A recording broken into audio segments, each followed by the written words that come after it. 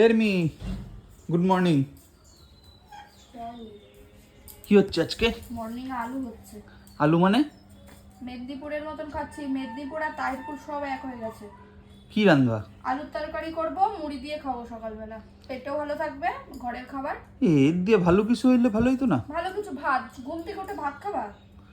অন্য কিছুটা আলুর পরোটা বাবা অনেক কিংবা ঝামেলা। এই তো ঝামেলার জন্য তুমি বানাবাও না, খাওয়াবাও না আমারে কোনোদিনও। কাও খাওয়াবো টিন, মেন কথা তুমি একটা সুন্দর রান্নাঘর করো, তারপরে খাওয়াবো। এই টিনের তাপে বসে বসে সত্যি ভালো লাগে না, দেখো বাইরে ঠাটা পড়া রোদ। সুন্দর রান্নাঘর করুম তারপরে তুমি খাওয়াবা? হ্যাঁ তাই?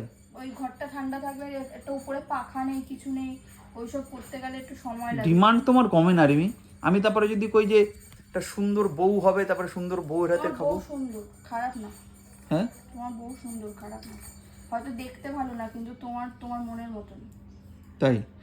আমার মনের কথা তুমি বুঝতে গেলা? হ্যাঁ। তাহলে আমার মনে যে চাই কত কিছু ভালো মন্দ খাইতে, সেইটা বোঝো না তুমি? ওইটা খাওয়াই না, শুনো, তুমি এই মটন খাবা, ওই মটন খাবা, তুমি একটু ইসে খাবা, পনির খাবা, তুমি এই খাওয়া, সবই তো করো।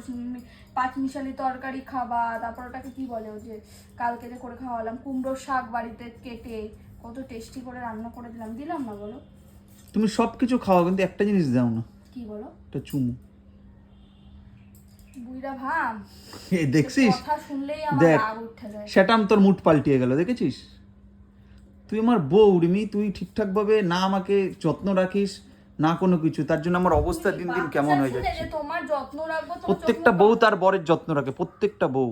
আমি যেমন তোর যত্ন রাখি দেখ, আর তুই আমার কোনো যত্ন রাখিস না। আমার কি যত্ন রাখিস? এটা টিনের ঘরে একটা পাখা পর্যন্ত লাগাইস নাই। না, রান্না করে কোনো সময় পাখা থাকতে নেই। না থাকতে নেই, যে সবজি সবজি কাটে তখন লাগে একটু, শুনু, লাগে লাগে না? লাগে। তুমি সারাদিনে তো 10 মিনিট রান্না করে থাকো, 10 মিনিট আর আর বাদ বাকি সারাদিন এসির তলায় থাকো। 10 মিনিট টাইম দিলাম, আলুর তরকারি আর ওইটা করে খাই পুরো 10 পাক্কা 10 মিনিট, আমি তোকে 15 ওই যে মিনিট হয়ে গেল, হয়ে গেল। মানে কাজ করে দেখছি তুমি তোমার মতন না। তুমি একটা রান্না করতে গিয়া কত কিছু, মানে 7-17 কত কিছু কয়া ফেললা। আমার মনে আজকে অনেক শান্তি। কিসের জন্য? আমার মা ইলিশ মাছ রান্না করেছে, দুপুর আমার নেমন্তন্ন। ও হ্যাঁ, তুই তো অবশ্যই যাও। তোমার জন্য আলুর তরকারি করে দিয়ে যাচ্ছি, চুপচাপ খেয়ে নেবা। হ্যাঁ, সে আমি এখন খেয়ে মুড়ি নেবো। দিয়ে খেয়ে নেবা, আবার রাত দুপুরবেলা মুড়ি আর আলুর তরকারিতে ভাত খেয়ে নেবো। ঠিক আছে, কারণ তুমি তো যাবা না।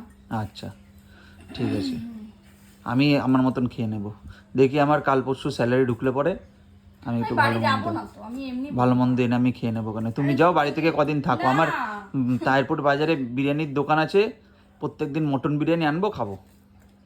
তুমি যাও যাও যাও, আমি আলুর ঝোল ভাতই খেয়ে নেবো। ওখানে যাও। ভুলেই গেছি কালকে তোমার স্যালারি ঢুকেছে। না না না না না, তোমার ভেবে কি লাভ?